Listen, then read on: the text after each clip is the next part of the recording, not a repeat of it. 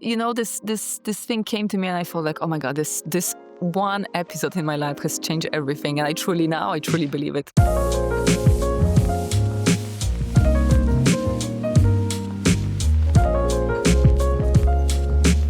Welcome back to Friends of Sublime, the podcast where we dive into the stories, the struggles, and the breakthroughs behind creative lives. Today, I'm joined by Anna Gornicka, a photographer, creative director, and generator in human design. Anna has created iconic visual work for places like Photo Hotel and Medium Gallery in Bali, which blends atmosphere, aesthetic, and storytelling in a way that lingers. In this conversation, we go deeper into her upbringing, the beliefs she carried, the role model who expanded her vision, and the journey of becoming the artist that she is today. Let's begin. Hi, Anna. Thank you so much for being here on Friends of Sublime. I, as a friend and as somebody who admired you prior to being a friend, just happy that we can jump on and have a little chat about things that matters. So I thought for the people who don't know you and would love to know a little bit about your background, I'd love for you to share a bit about where you grew up and what was life like for you as a child. So hi, thank you very much for having me, actually. And thank you for being my dear friend as well. So starting from the beginning, so I'm Polish and I grew up in Poland, in central Poland. Yeah, I had really good childhood, I would say. Very free. My parents are still together, so I'm pretty lucky. I have a loving family. And I was growing up in between city and villages because one of my grandma, she's in the village and the other one in the city. So I had a really good mixture of these two backgrounds. So I consider myself as a lucky person to be able to grow up in such a loving environment. It sounds amazing. You definitely are one of those, those avocados that you open and they're just perfect inside? Well, that kind of childhood. I love that.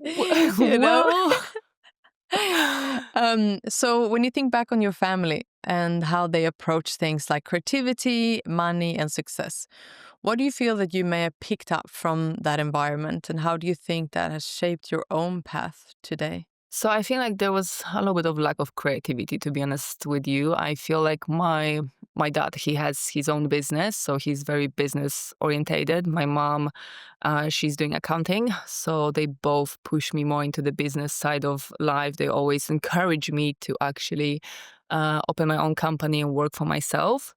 Oh, but that's quite beautiful, right?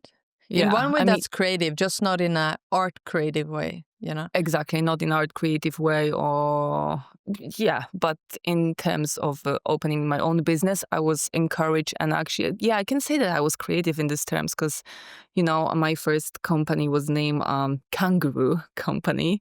And actually, now I remember this. So my dad was helping me to understand a little bit of principles of business, how should it grow. And my mom was trying to explain me taxes and literally till this day, I have no idea how everything works because I'm more in an art creative path than a business path. But it was pretty useful actually to grow up and see my parents thriving in a completely different direction. It definitely helped me right now with what I'm doing. But also, within the time I've tried to open my own company, I've had like 3 or 4 different businesses. They were cool, but they weren't that successful, obviously. I had to close them.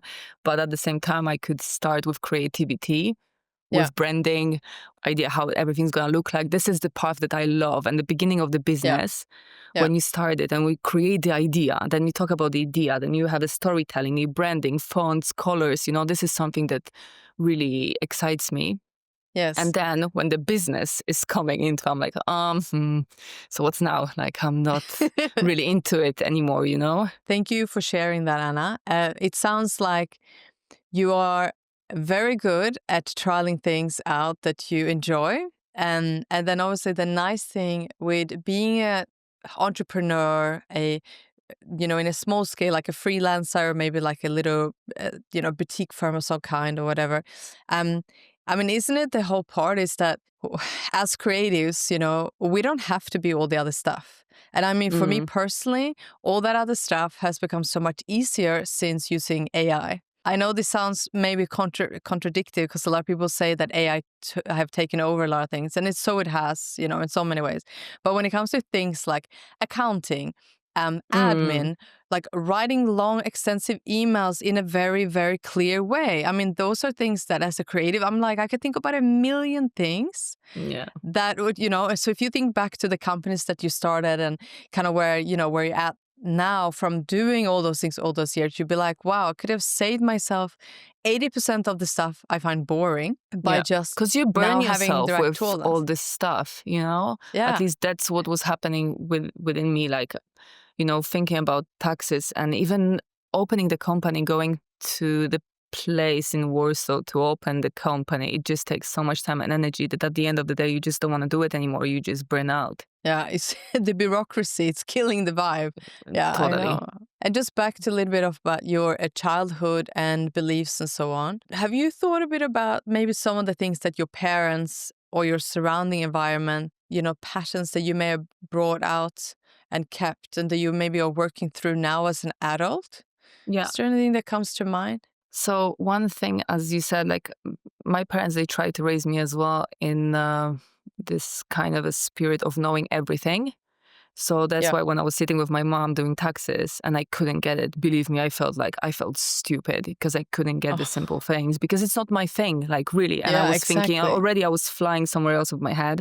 And I thought that for many years, because I couldn't get it, maybe I'm, less capable of doing things like this. So I feel like the belief of doing everything and being capable of doing everything, just it's killing your vibe a little bit and then makes you feel unworthy or like makes you feel a little bit more not adequate for the role or something like this to run your own business. But then Yeah, I realized as well, like when you're surrounded with other people who love doing this. So when I yeah, had one company, actually I have a friend who loved taxes, who, she was enjoying all this process, which I hated. So we partnered together and everything works perfectly. My another oh wow, that's partner, so good. yeah. My another partner, because we did like human design and it turns that I'm a generator. So it was easy for me to generate the idea, start somewhere.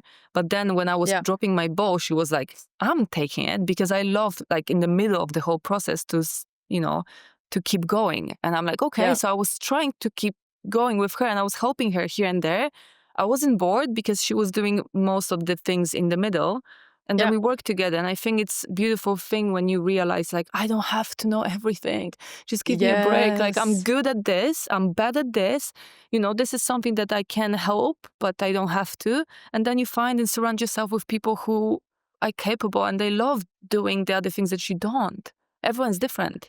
I mean, I think this is an amazing insight. And actually, I wanted to touch on your human design a bit more, as we know you're a generating human design.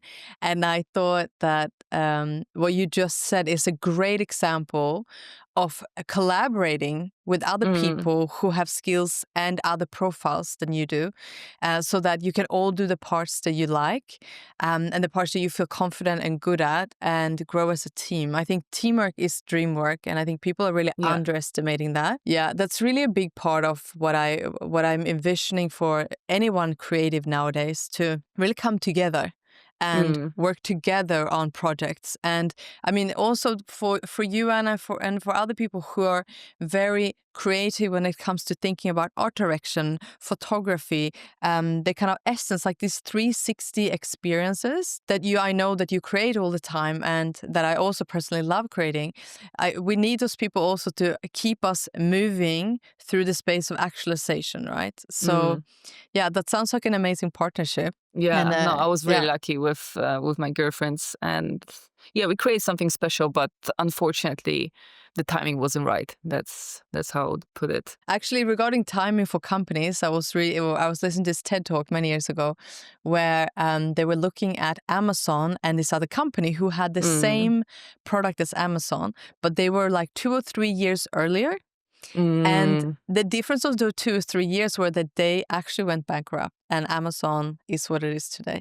Crazy. They said that timing is one of the most important things for business to succeed. I mean, Yeah. probably there's more like even being patient. and knocking to right doors and just not giving up.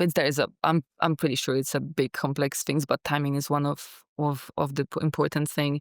But coming back as well to your question about the beliefs as well, because what Yes. occurred to me recently, I just came back from like yoga retreat, and I was sitting there, and then just this thought came to me. When I was younger, I went with my parents to because I was listening to one song, a Polish really old school song, and then it just came to me. I'm like, oh, so I went with my parents to this concert, and I had the CD of this woman who was singing, and I believe that my parents said to me like, go and ask her for the autograph, because she had like mic check or something, and they pushed me there, and I actually went there and asked her for the autograph, and I just realized that literally this moment I truly now believe that it changed my life because someone believed in me and pushed me, and then it built my courage. And then also this woman signed the CD, so I had a reward, and I wasn't afraid of actually stepping up and just doing something a little bit more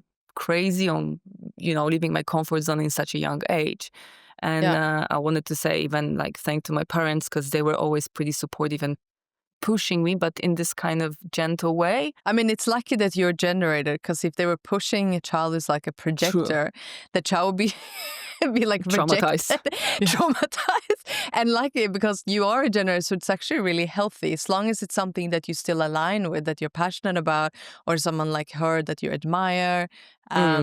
Yeah, that's actually really cool though. But that's good to like good luck Yeah, in just the. this thing came to me, and I felt like, oh my God, this one episode in my life has changed everything. And I truly believe it, because I'm pretty, And courageous who's person. the singer? Oh, So her we name all. is Beata Kozidrak. She's such an old school, I love this. chica. We should Yeah, definitely link her in the show notes for people true. to get a little reminiscence. Maybe not, because I actually have a good taste of music. And this is such an old school song, but it We triggered all me. have those. We all have those. Like I have some other random music with some old singers. Yeah. So if we want to move into people learning a bit about, who you look to for, vision, like whoever the people and projects that have expanded your vision, maybe share a little bit about also the companies that you are currently working with, maybe some of the products if you would like, so people can understand the space you're in as a creative director and photographer. Right now I'm based in Bali, and I work with two clients here. One, it's a hotel. It's called Further Hotel. And I started with them 3 years ago when they were opening the project, and we were doing the brand direction, and I was doing marketing and PR for them. So it's a boutique hotel. So at the end of the day, you're going to wear a lot of very hats. beautiful one. Yeah, it's a stunning project, really beautiful. stunning. And the team is amazing. Everything about this project just melts my heart, because the right people, right timing, beautiful design, great service, beautiful bedrooms, and it's different. Definitely, what's happening right now in the Bali scene. I mean, I have to vouch for this, that Further Hotel, for anyone listening, if you're going to Bali, like we'll link it in the show notes, Further Hotel, like what Anna has done together with the team there and the architect and the interior, like it's a 5 out of 5. It's a super cool place. So yeah, sorry, continue. Agreed. Agreed. So that's one project, and the other one is art gallery and furniture showrooms called The Medium. Again, as well, 3 years ago, we just opened the whole project together, have a little bit of the branding and idea how it's gonna work. We also did a couple of exhibition art shows with different artists, and they were kind of big events, actually. Yeah. So I also do events and beautiful art curation. So yeah, wearing a few hats at the same time, which makes me super happy, because I'm not stuck into the one role. Because as we know, one role could be a little bit limited or makes us a little bit bored within the time. But wearing different hats and learning as well as you go is just, for me, it's just the best thing that I can do and invest in myself, Yeah. So, I mean, by the sound of it, it's truly what you're doing right now is really cool. You're kind of starting up these beautiful projects. You're keeping them alive. You're making them feel very brand authentic and expanded. And now you're sort of collaborating with them for the future, but you're having to, happily not have to do the admin stuff and kind of be Yeah. much more hands-on creative, which is awesome. And it so sounds like your thing. If people had been to Bali a little while back, you know, when you first moved to Bali, I know from us knowing each other that the way that you kind of started working in Bali uh, was with another brand called the Slow. Am I right? Maybe you can share a little bit about Yeah, that correct. project as well. We're talking about timing, you know? It was just a perfect timing. I just arrived. I didn't know anyone. I came with backpack traveling Asia, and I saw this beautiful place down the street of Batu Bolong. I walked in and I just fell in love. Everything was just what I admired, and my soul was craving. You know, we had a small concept store, we had art gallery, restaurant, 10 boutique rooms, and a rooftop space. And yeah, it was something at this time completely different. No one else was doing what the Slow was doing at this time. So I've learned a lot working with George and Cisco, absorbing every single thing, you know, all the style, Yeah. creativity, Australian influence as well. Like, that was incredible. I was actually a restaurant manager there at the time, but at the end of the day, again, it's a small place, small business. Yeah. So you start taking pictures, you start working with artists, you start doing more events, more parties. We did actually 3 days festival on the beach as well with music, art, and a film, you Wow. know? So we did a lot of crazy things. And yeah, I'm so thankful and grateful for this opportunity. So it sounds like the people that you sort of feel have expanded your vision has been a lot of these founders of some epic projects that you are either, you know, worked with or currently working with. And so I think that also says a lot, you know, you know, that saying that you should be playing tennis with the people, you know, who are better than you sort of thing. And so in a good way, you're surrounding yourself with people who already have, achieved maybe somewhat of a Mm. understanding of where they're going with their projects, and then you become a essential part of their brand and supporting them, which is really cool. And I think that's really inspiring for people who are wondering how to, you know, expand their creativity. And I would say you are sort of in your own microcosmos of Anna, and then you're applying that to all these other pieces around. And so I think that's also another way for creatives to think about themselves, that, you know, you can kind of be self-employed yet employed by somebody because of the way that it's structured. Mm.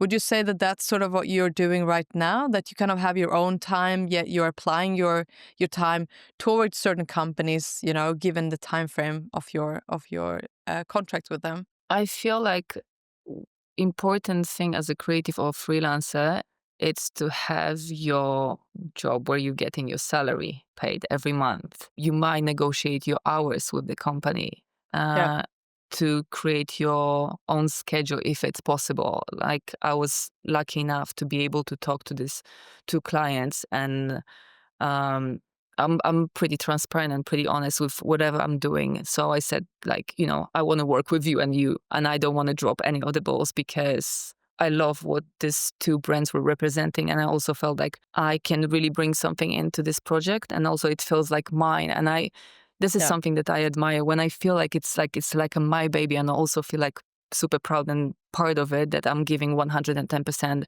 And in these 2 cases at the same time, because it happened 3.5 years ago at this almost similar time, I said yes. And it was a really busy time of my life because we were doing 2 openings at the same time.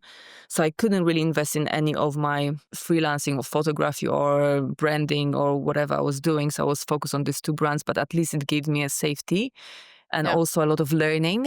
And in terms of, again, salary, you had an income. So I could save some money because I knew that one yeah, day, yeah, you know, to do something on your own, you need to have time, and to have time and a free mind to wander.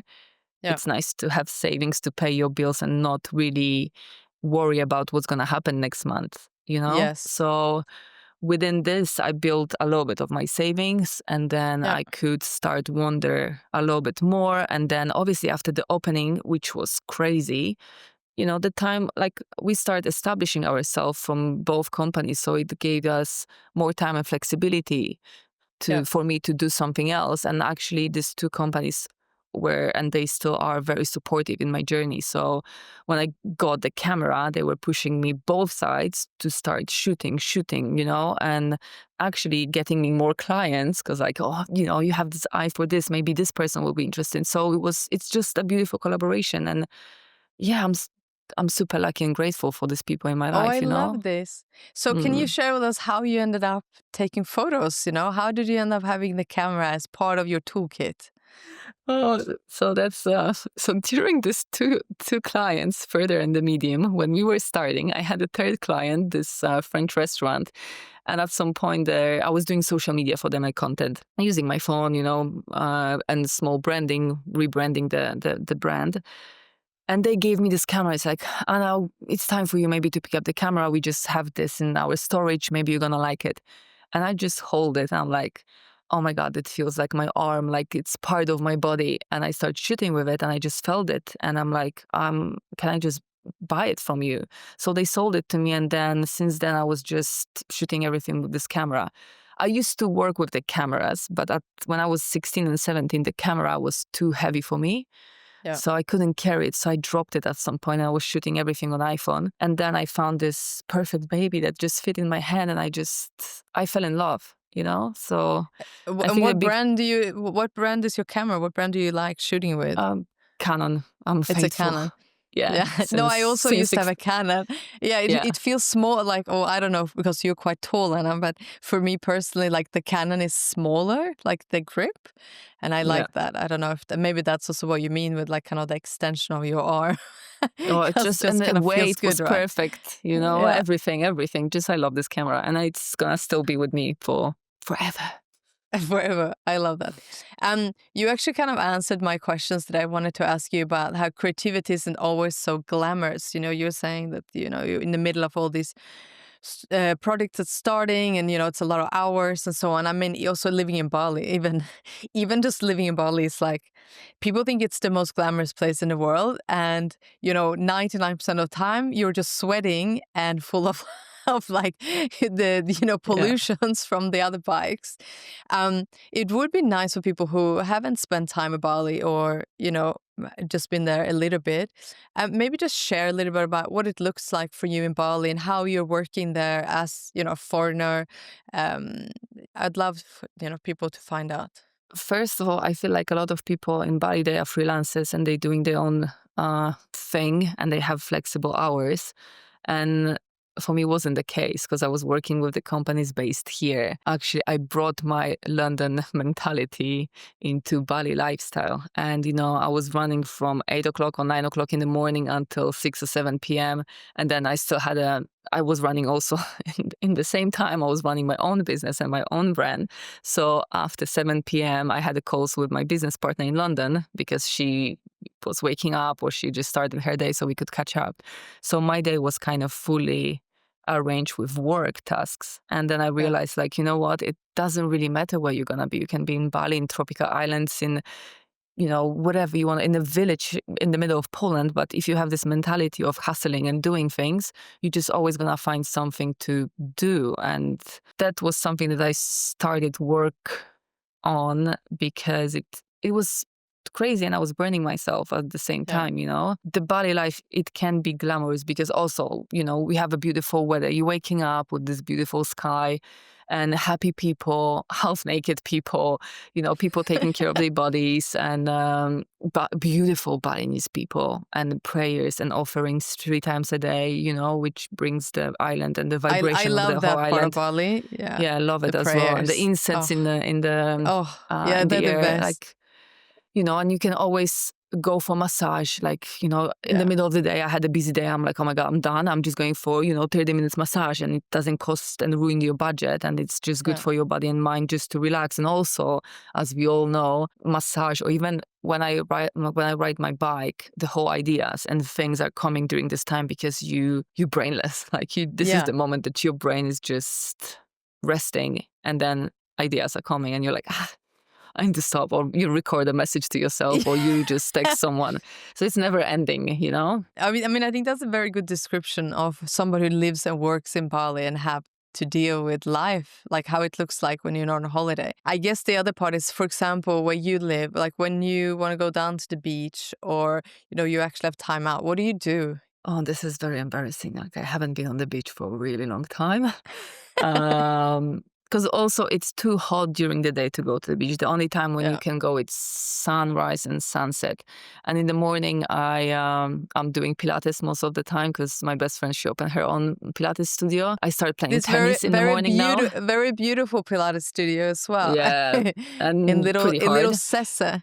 Yeah. Yeah, Very yeah. cute. And the thing is as well, if I don't do my things in the morning, then the day carries me in a different direction and I know that I won't do any sport and it's not And good, tennis. Yeah, Yeah. just So started Pilates and again. tennis. Where do you play tennis now? Where did you not Oh, we have a paddle, but couple of tennis? no tennis. Yeah, we have Yeah. a few tennis courts around, so we pretty Oh, lucky. But nice. you boiled yourself because it's so hot again, But Yeah. also, as you said, to people who are interested in Bali, what is also very interesting for me, it's timing here, which means that every day is similar. You waking up. If you don't wake up at 6 o'clock, you already know that you're gonna lose 2 or 3 hours of your day because the day starts at 6 and finish kind of at 6. We talk right now, it's 7 p.m. in Bali and it's pitch dark. And during this time, I realized as well that my brain is started switching off. It's like, oh, it's time to go to bed. And it's 7 p.m. In Europe or maybe in Australia as well, like you can work or do things until 9 or 10, especially in summertime. Okay, I'm not exaggerating, but you feel a little bit more motivated and you can do a little bit more. Here you have 6 till 6. And if you miss, you wake up at 8, then you do your routine things. It's 10 o'clock, it's breakfast, lunch. And then you feel like your day just passed and you haven't done much, And then you have guilt on you because it's like, oh my God, I didn't do it. And then next day it's coming and every day is the same, So it's pretty tricky as well. You need to be very well organized, I think. Yeah, opposed to pretty much everyone else in Bali. So you got an advantage there, which is really good. And if we're going to talk, because we both love traveling, you've been in a lot of places in the world, and now you're going to head towards Mexico. Hola. So, yes. yeah, hola, hola. So if you wanted to just share a little bit about, you're going to be in Mexico, people can hit you up for photography shoots, am I right? Yeah. We're going to obviously add Anna's details if you are in Mexico. Or the States. Yeah. Yeah, or the States. Okay, great. So the States and Mexico, and it's going to be from end of October for a little End of while? October. I think until December. I just December, bought we'll one-way see. ticket, which scares me. Like I'm a little bit afraid of myself. Anna is available. So yeah, for the people listening, this is an important notice. If you want amazing creative direction, you want cool photography, or in general, just like creativity, she's available. Or just coffee. Yeah, exactly. Or coffee, show her the neighborhood. Or mezcal. I don't know.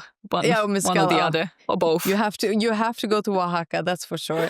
Yep. You have to go to Oaxaca and check out the mezcalerias. So before we finish up, I just wanted to just say, or ask you, where do you see yourself evolving creatively, personally, and both, and maybe a little bit about the legacy that you hope to leave, What do you want people to feel with the work, with your images, with the vibe that you're creating? So again, I feel like lately I just realized that I really enjoy working with women and shooting women and just making them laugh and smile during the session and photo shoots.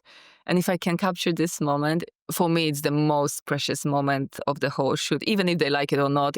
Because, when then I check my pictures and I see this moment, it just brings this joy in my heart. And also I realize as well, like, it's so incredible because since I left my closet and I said that I'm a photographer and now I'm gonna start shooting, I'm just going across so many beautiful women that is just really insane. And the stories and that I'm also grateful because now I start saying this mantra, I have time.